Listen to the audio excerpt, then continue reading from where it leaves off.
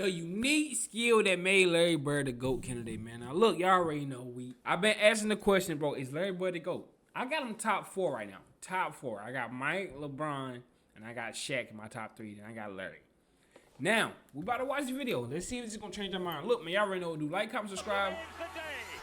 This series tackled who was the best at his best. That's a good question. We start at the ABA merger and go through the best multi-year stretches, examining the legends who provided the most on-court impact.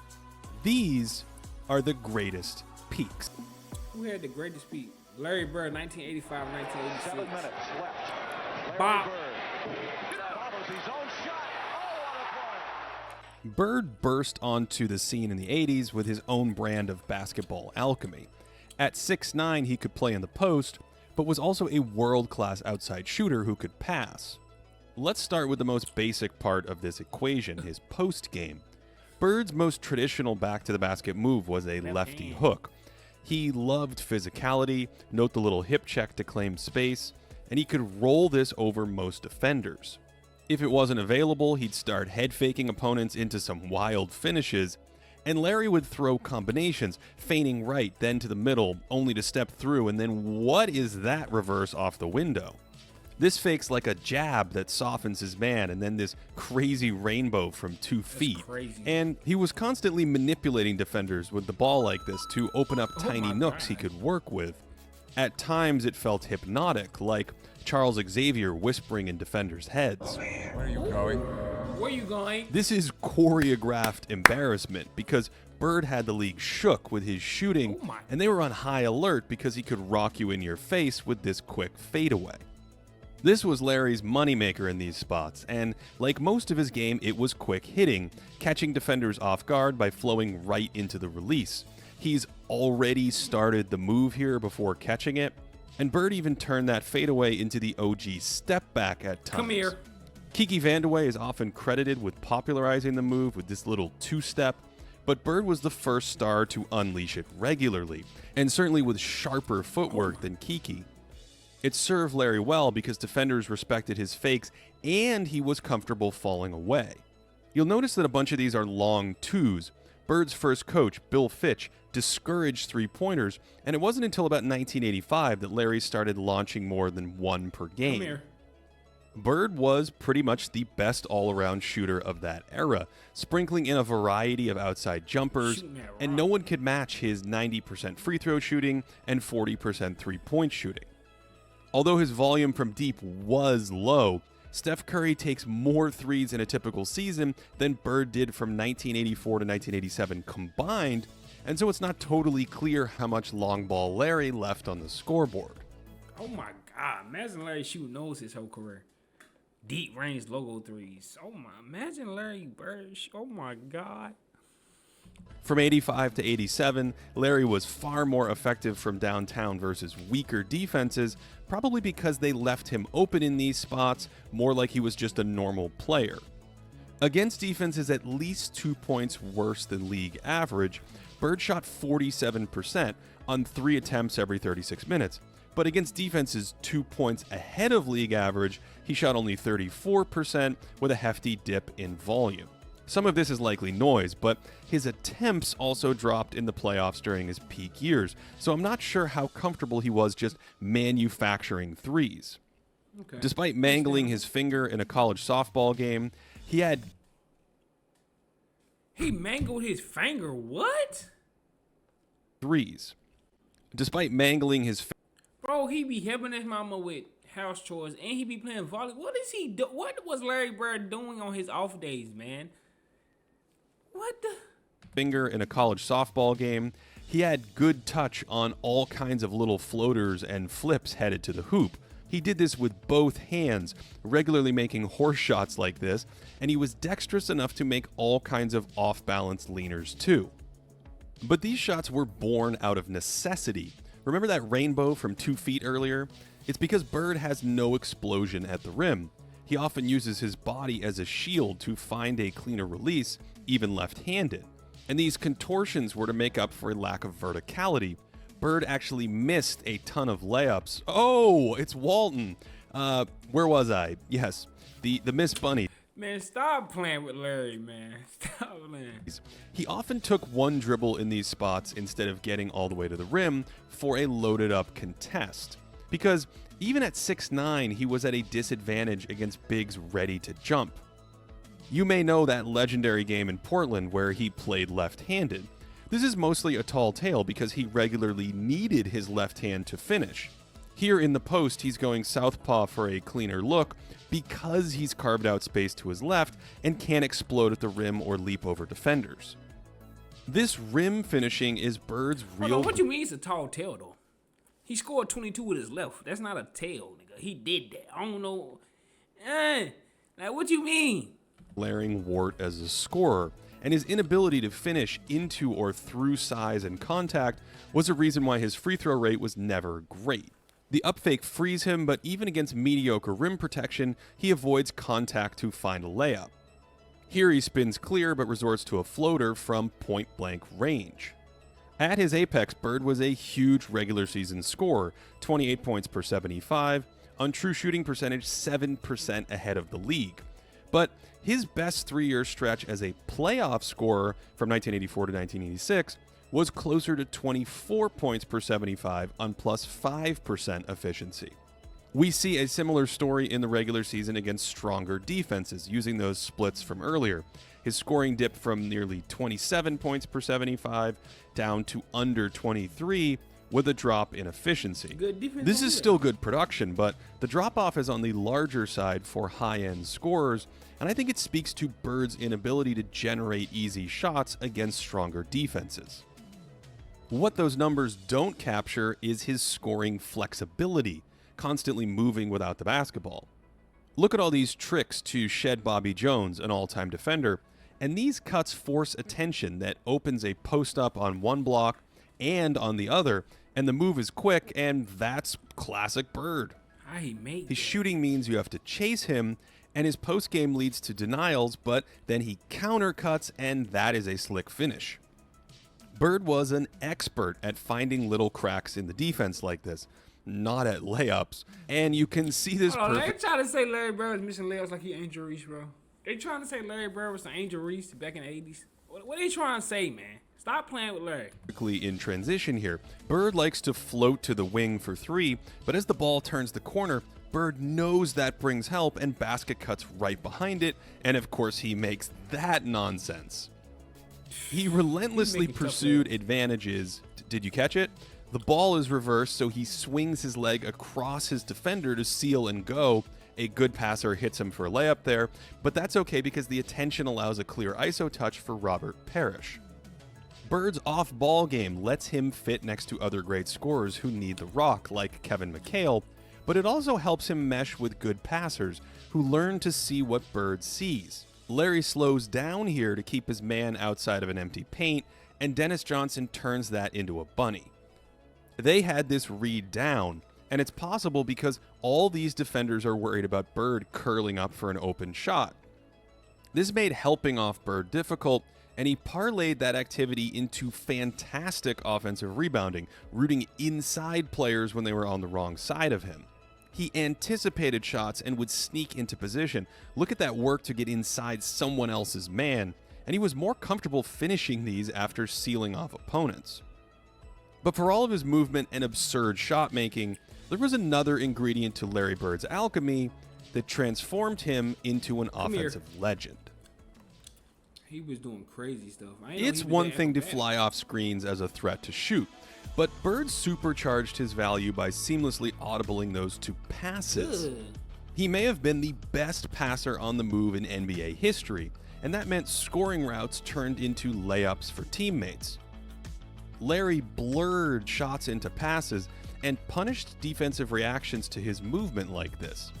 And he never stopped the ball. Even on a simple extra pass like this, he adds the screen because he's a step ahead. There's so much anticipation to his game. This is like a touch entry pass, already knowing Robert Parrish's right hand is the soft spot in the defense. Of course, that made him a touch pass master, and this means you have to know where pieces are before the ball arrives. He knows Parrish is the mark the whole way down the court. Obviously, this vision made Bird deadly in transition before defenses were His vision was set. crazy. Too good, says Don Nelson.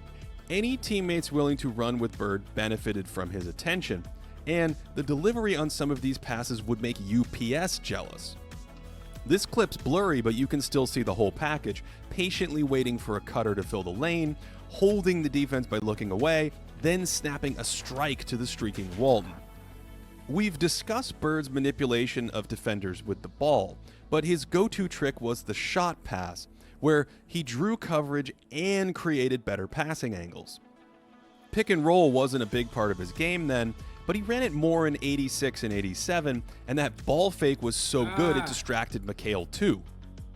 In the half court, Larry's on-ball passing typically stemmed from his back-to-the-basket game. He welcomed double teams in these spots and could skip it over defensive rotations, or he would just gut teams who weren't disciplined about doubling off cutters. When he had a step, he could make tight laydown passes with the best of them, drawing defenders in for a shot pass and knowing where his teammate would be. Bird wasn't a perfect passer. Besides some limitations off the bounce, he could be a bit out of sync on his entry passes at times. Like many greats, he took all kinds of chances and was too aggressive on some of them. And every once in a while, he'd miss an advanced layup pass. He probably had Danny Ainge there, and coming down on this fast break, the first look is open, but of course Bird is so good he sends it home anyway. Finally, the man was the best outlet passer I've ever seen. These weren't simply about starting fast breaks, they spawned layups out of thin air. Bird was always thinking about the next possession as the ball went through the net, and how to exploit a defense's backline. Ainge is closing to the corner here, and Bird still thinks to instantly look for him on a fly pattern after this make. That's just absurd. That is. All of He this made made the him pass the with second ease. best playmaker of the 1980s. We'll get to the best in the next episode, making life easier for his teammates in a variety of ways. He even turned loose balls into easy points, ready to drop dimes from his back when he dove on the floor. And all of this helped drive Boston's offense to elite heights. From 1984 to 88, the Celtics' efficiency was 5 points per 100 better than league average, one of the 10 best stretches ever. So, despite Bird's postseason scoring hiccups, Boston's playoff offenses were quite similar, 11th best among teams with stretches like this. Even with Kevin McHale out for over 30 games from 1986 to 88, Boston's offense was 6 points ahead of the league, behind Bird and company, evidence of his colossal impact. His constant movement and high motor translated to the defensive end too. After hopping around here until he found open pasture, Bird hightails it back to prevent a fast break, and Larry's defensive preference during the peak of his career was helping off his man in the paint to plug gaps Okay, or Larry, you double playing team that when D needed. then? Yeah. That court vision served him well in this role. He's rotating the second his guard gets a step, and Bird's wild jab alters it just enough. His lack of lift made these help attempts only marginally effective. He often rotated in time, but he wasn't springy enough to really swallow up shots. But basketball is a game of percentages, and Bird's constant presence was just enough to turn layups into misses at times, and sometimes these reactions helped make plays a touch easier for his teammates. Larry was just there constantly, and at 6'9" was large enough in spots to protect the rim fairly well for a forward. He had a small block radius and would offer little resistance if caught flat-footed, but Bird also made a surprising number of stands at the hoop, here stonewalling a young Michael Jordan, just like an above-average big would. Only Bird played small forward in a lot of these lineups, so his paint presence became a solid positive next to two other bigs. His incredible hand-eye coordination allowed him to target blocks as the ball was released, and he averaged about a block per game during these peak seasons. He also augmented his rim protection by taking charges before it was in vogue, and his early positioning and outguessing games forced turnovers on drives like this. Now, Bird has been historically panned for his man defense, but I actually don't think it was too damaging. He was a touch too eager at times and could succumb to up fakes, but against most big forwards of that day, he held his own. On the outside, Bird's slow foot speed was a bit of an issue against slashers, But basketball was played inside 18 feet back then, so even with those clunky steps, teams couldn't really punish him. This was a fairly typical man possession for him, overplaying the drive and throwing up a decent contest. Although, just like in the post, he could get into hot water biting on up fakes in these spots. Here's Larry using mind games against a dangerous guard, jabbing toward the ball and then playing the drive left, and his reflexes were insane. His hands are down when this pass is thrown, and those reflexes made Bird a playmaker around the ball, making little kick-out passes difficult like a hockey goalie deflecting pucks out of the air. He also turned basic entry passes into an adventure at times, with what looked like a sort of basketball spidey sense. Those hands were strong and quick with NASA-like precision, and if you blinked, you'd miss their magic at times. And this phenomenal coordination made that low block tactic possible, and it also made his post doubles really effective, ambushing unsuspecting big men. Here's a possession roaming off his mark on the perimeter, trying to disrupt action, and then bouncing around the edge of the paint, plugging gaps. Here it's this cutter because the spot up three wasn't a threat then, and of course those hands made the double team effective. There's a cat and mouse quality to some of his possessions, where he's hoping to induce a mistake instead of just playing it straight up. So Bird's tailor-made for zoning up two players like this, where he can read a passer's eyes, and it all makes sense that the most memorable play of his career is a steal. Bird's eyeing this pass before Isaiah Thomas had the ball. Isaiah has said he never even saw Larry here. And then, of course, a layup pass with 3 seconds left, and Big Red cannot believe what he just saw. Most of Bird's defensive tricks weren't big gambles, but sometimes he did whiff, so there was a minor tax to pay for his level of aggression. But Larry rarely made errors or missed key rotations. He'd usually pounce in help situations like this. And overall, I think it's easy to see why he made consecutive all-defensive teams from 1982 to 1984. This value bubbles up when we look at Bird's handful of missed games in 1987 and 1988. The Celtics were only a point per game better than their opponents without Bird, or roughly a 45-win pace. But with him, they were +7, or a 61-win pace. Obviously. The changes in 1989, when Larry missed the entire season, were nearly identical. Perhaps more notable is what happened when McHale missed large chunks of time. The Celtics were a 64-win team with Kevin, and without him they played at a 57-win pace in 31 games. That means that Boston was still a borderline championship team without McHale, yet maxed out as an all-time team at 67 wins, because Bird could fit next to a star who ostensibly played his own position. That's incredibly impressive to me, crazy. and evidence that he's one of the most scalable players ever, able to fit next to a variety of high-end talent. Our historical all-in-one metrics are quite high on his peak, especially this version of box plus minus that's more sensitive to his playmaking impact. We should also note that some of his value comes from strong defensive rebounding, and he was always looking to throw a body on someone or fight for the ball in tough spots. Although this style did take a toll, and playing too many minutes meant he always risked wearing down during deep playoff runs. Larry's body did ultimately break down at 31, but before then, he reimagined what basketball could be. There still hasn't been anyone like him since. And while his defense wasn't always pretty, activity and anticipation made it fairly effective for his time. Sure, slightly better scoring would have put him in his own class on offense, but even without that, Larry Bird is one of the 5 greatest offensive players of all time. That's a fact. For more historical content And into I'm gonna lie, bro. Should we watch another video like this on somebody, bro? Because this is a good video. It explains offense, defense, it gives you breakdowns of the numbers. This is a great video, bro. Because I ain't gonna lie, now that I've seen this video, I might keep him at 4. I might keep him at 4. Let me know in the comments where y'all got him at, bro. Where y'all rank him at. Let me know if this video changed y'all mind. Let me know in the comments, bro. But I'm gonna see y'all in the next video. Y'all already know what's going on, man. Okay.